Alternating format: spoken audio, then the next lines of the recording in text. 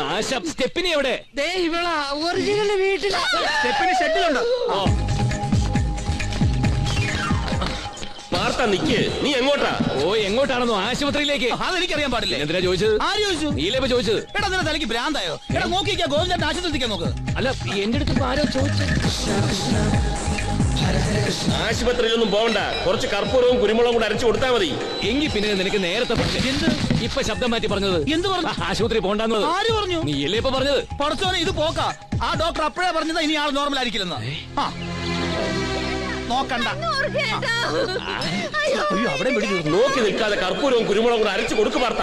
ഓ അത് ഞാനാണോ കൊടുക്കണ്ടത്?